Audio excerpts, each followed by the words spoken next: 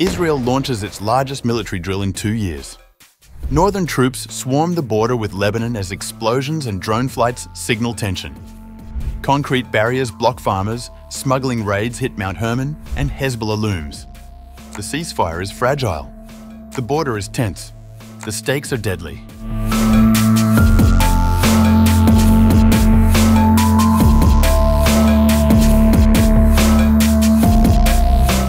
Israel launched its largest military exercise on October 19th since the beginning of its 2-year war on Gaza.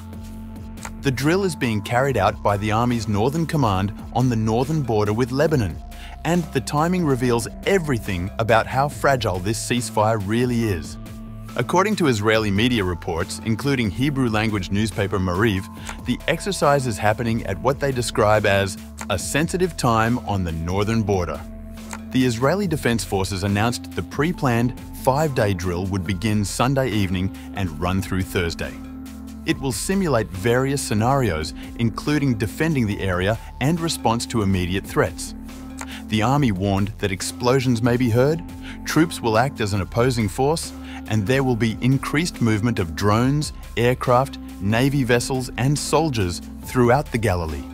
Maariv's reporting pointed out that the IDF believes Hezbollah has been deterred but still stands as a threat. That assessment captures the contradiction Israel is navigating. In its latest war with the Lebanese group, Israel assassinated several of Hezbollah's senior leaders and commanders, including Secretary General Hassan Nasrallah. Following the ceasefire between Israel and Hezbollah in November 2024, Lebanon's government pledged to disarm the group and bring all arms in the country under state control. But the ceasefire agreement exists mostly on paper. Despite this, Israel accuses Hezbollah of attempting to rebuild its military capabilities. And Israel has continued strikes on Lebanon in what amounts to clear violations of the ceasefire terms. The New Arab reported on October 19th that Israel has carried out a series of strikes on Lebanon in recent days, targeting areas of the Bekaa Valley and the south of the country. On Saturday evening, Israeli forces assassinated a Hezbollah member at a site that was previously targeted during the war. The pattern is deliberate. Israel has targeted bulldozers and other equipment related to the reconstruction of areas it had devastated during the war. The Israeli military usually says it targeted Hezbollah operatives or infrastructure with its strikes, dozens of which have killed people traveling on Lebanese roads in cars and on motorbikes, or occasionally using excavators. On Friday, October 18th, the UN's Special Rapporteur on Extrajudicial, Summary or Arbitrary Executions said Israel's actions in Lebanon likely amount to war crimes. Morris Tidball Binns told AFP in a written statement something that should matter to the international community. Unless there is compelling evidence that those civilian objects have dual military objectives, the strikes are illegal. The killings resulting from the attacks violate the right to life and also the principles of precaution and proportionality, and in my opinion also amount to war crimes. But Israeli violations aren't limited to airstrikes from above. They're physical, methodical, and they're changing the border itself. According to LBCI Lebanon, on the night of October 18th, an Israeli army unit crossed into the outskirts of the southern Lebanese town of Itarun. The troops advanced toward the area known as Birkat al-Mahafir. There, they placed 4 concrete blocks and installed a sign reading "No entry danger of death," effectively preventing local farmers from reaching their lands. These concrete barriers aren't temporary measures. They're facts on the ground, installed while Israel conducts its largest military exercise in 2 years.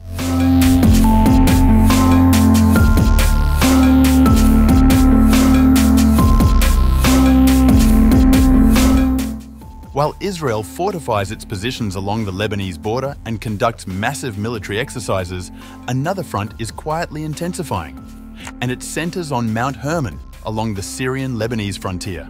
On October 17th, the Israeli army announced it had thwarted an attempt to smuggle weapons near Mount Hermon along the Syrian-Lebanese border. The military released the statement on Saturday, October 18th. According to a statement from the Israeli military, forces conducted a nighttime operation in the area. Several suspects were apprehended while allegedly attempting to transfer weapons, including anti-tank rockets, from Syria into Lebanon. Our soldiers, both regular and reservists, carry out raids, destroy infrastructure, and thwart terrorists every day, and we maintain extensive operational freedom. There was no immediate comment from Syrian or Lebanese authorities. But the significance of the location cannot be overstated. Rising along the contested Golan Heights, Mount Hermon has become a strategic linchpin in Israel's military calculations in southern Syria. Since the collapse of Syrian state control in the area, Israel has reinforced its presence on Mount Hermon and within the adjacent buffer zone. Shafak News reported that the weapons smuggling operation Israel claims to have disrupted included anti-tank rockets being moved from Syria into Lebanon. The Israeli military described it as a nighttime raid on Friday, October 17th, where forces identified and apprehended suspects in the act of transferring weapons. Troops of the 810th Mountains Regional Brigade and field interrogators detained the suspects near the peak of Mount Hermon, according to the Times of Israel.